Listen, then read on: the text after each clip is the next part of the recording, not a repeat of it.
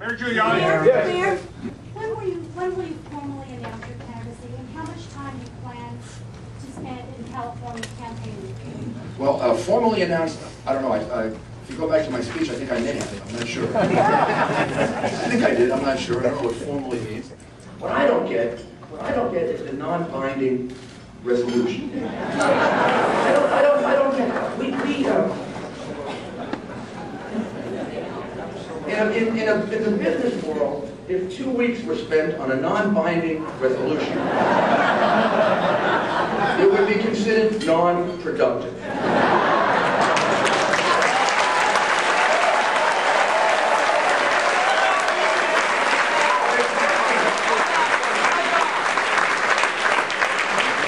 It's worse than that. It's another sign of something I've heard for the last 2 years, traveling to 30, 40 states on behalf of Republicans and other purposes. They just can't decide any tough questions.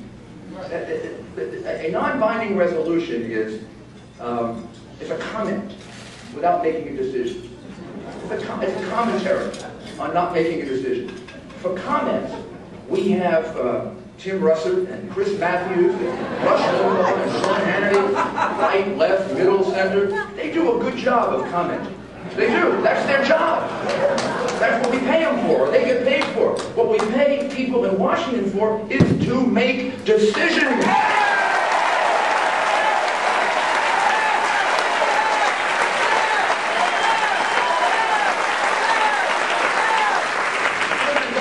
Choice and not decide. Presidents can't do non-binding resolutions. Presidents have to make decisions and move the country forward.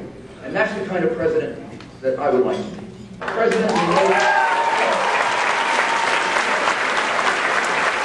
you know, when the war in Iraq hasn't gone as quickly as we thought, when it didn't lead to pacification and legalization and stabilization and democratization as quickly as possible, we got to step back from it and say, we've got to get it right. But ultimately, we've got the right ideas. The world is moving in our direction. The world is not going back to women not being able to participate in society. The world is not going back there. And there are people who want to drag it back there. There are people who want to use violence to get it back there. But it's not going back there. It's going in our direction, where women have a full place in society. And it's really important to us that our strategy works in Iraq, that we bring some stability and some peace there. And if we do, and I hope every single American hopes and prays and supports success for our troops in Iraq and in Baghdad.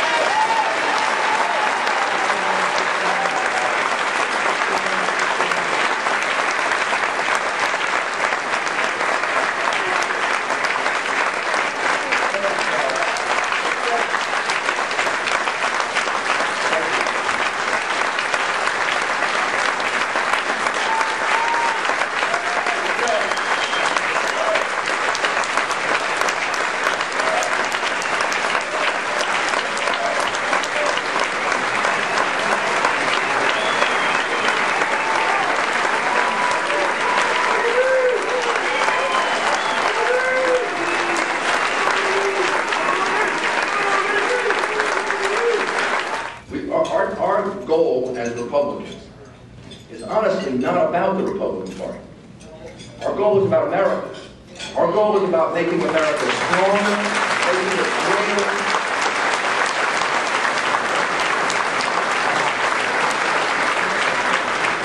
making it fairer, making it better, making it more beautiful for the future.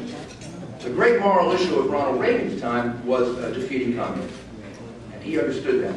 The great moral issue of our time is defeating terrorism.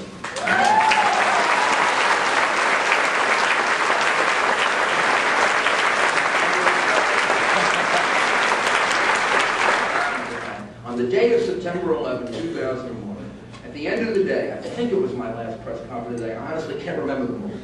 And I can't remember the time sequence all that well. But I remember toward the very end of the day, saying that I want my city to emerge from this stronger than it was. And I wanted that, and I prayed for that. because I understood what the terrorists were trying to do to us. They're trying to do two things to us that day, and now they're trying to do that to us. They wanted to kill a lot of us, and they succeeded in doing that. And that is going to hurt us and affect us and be part of us for the rest of our lives. But there was a second thing they wanted to do. They wanted to break our spirit. They wanted to break our spirit because they think we're weak. They think they're stronger than we are. They think that their ideas are better and stronger, and that they can stick to them better than we can. And I know they're wrong. And you know why I know they're wrong? I know they're wrong because anytime I felt down that day, all I had to do is look in the eyes of my firefighters, and police officers, and rescue workers. I saw in their eyes that they were facing horror.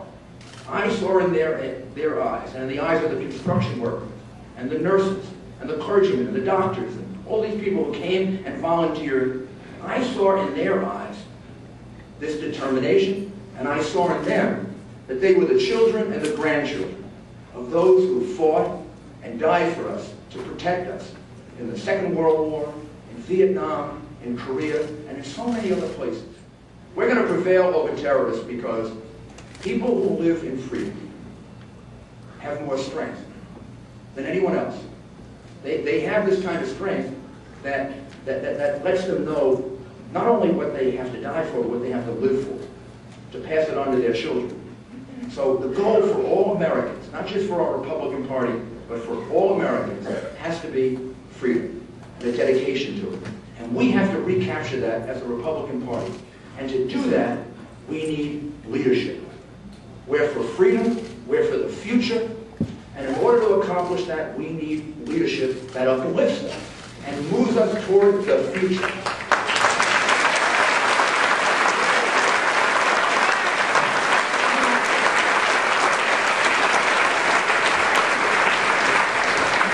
You get to decide who that leader is going to be. Rudy. Thank you. God bless you.